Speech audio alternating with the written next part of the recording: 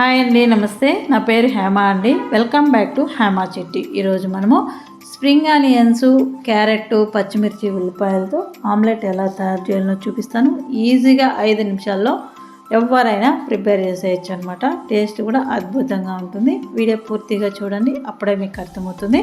First time ఎవరైనా మన channel చూసినట్లయితే సబ్స్క్రైబ్ చేసుకోండి ప్లీజ్ అండి. సబ్స్క్రైబ్ చేసుకొని వీడియో చూడండి. ముందుగా 5 ఎగ్స్ తీసుకొని 2 ఉల్లిపాయలు, 2 పచ్చిమిర్చి, కొద్దిగా స్ప్రింగ్ ఆనియన్స్, ఒక క్యారెట్ తీసుకుందాం. సన్నగా తరిగి పక్కన పెట్టేద్దాం.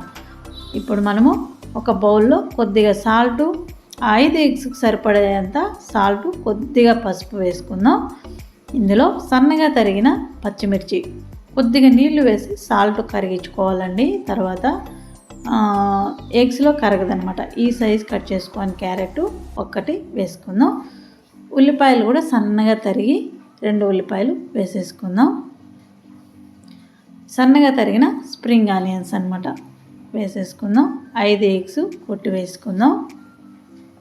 టేస్ట్ అయితే సూపర్గా ఉంటుందండి. 5 నిమిషాలలో మనం ఈ వంటను రెడీ చేసేయచ్చు. బ్యాచిలర్స్ అయినా సరే, పిల్లలైనా పెద్దలైనా ఎవరైనా చేసేయచ్చు అనమాట. గరిటె ఒకటి తీసుకొని బాగా కలుపుకోవాలి.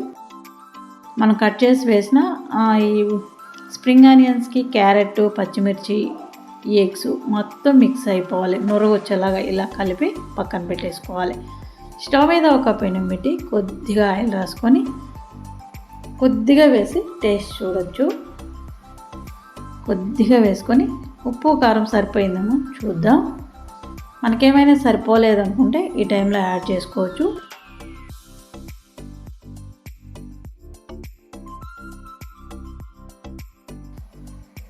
టేస్ట్ చూద్దాం. నాకైతే ఉప్పు కారం పర్ఫెక్ట్గా సరిపోయింది. ఇప్పుడు ఆమ్లెట్ వేసేసుకుందాం. మనం పచ్చిమిర్చి బదులు కారం పొడి, ధనియా పౌడర్ కూడా వేసుకోవచ్చు. మనం సాల్ట్, పసుపు వేసాం కదా, అప్పుడే మనం కారం పొడి, ధనియా పౌడరు, గరం మసాలా వేసి ఆ వాటర్లోనే ఒకసారి కలుపుకొని తర్వాత మనం ఈ స్ప్రింగ్ ఆనియన్స్, క్యారెట్, అలాగే ఎగ్స్ ఇదంతా కొట్టి వేసుకోవచ్చు. లేదు అంటే తర్వాత వేసామంటే ఉండలు ఉండలుగా ఉంటుందన్నమాట. మనం కలిపిన తర్వాత ఎగ్స్ వేసిన తర్వాత కారం పొడి, సాల్ట్ వేసామంటే ఉండలు ఉండలుగా ఉంటుంది. మొత్తం మిక్స్ కాదు సరిగా.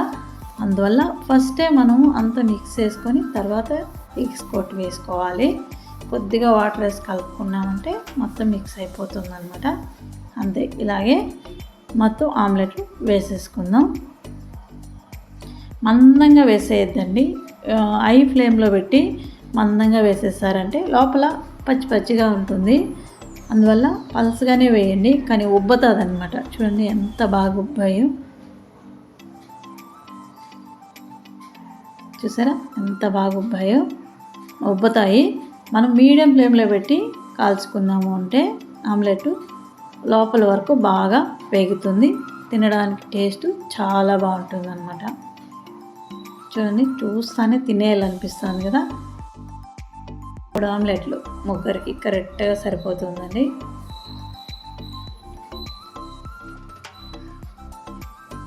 మనము బిజీ లైఫ్లో ఒక్క ఆమ్లెట్ వేసుకొని గబగబా తినేసి పనులకు వెళ్ళిపోవచ్చు అనమాట. జాబులకు కానీ, స్కూళ్ళకి కానీ, కాలేజీలకు కానీ, ఎక్కడికైనా. టేస్ట్ ఒకసారి చూద్దాం.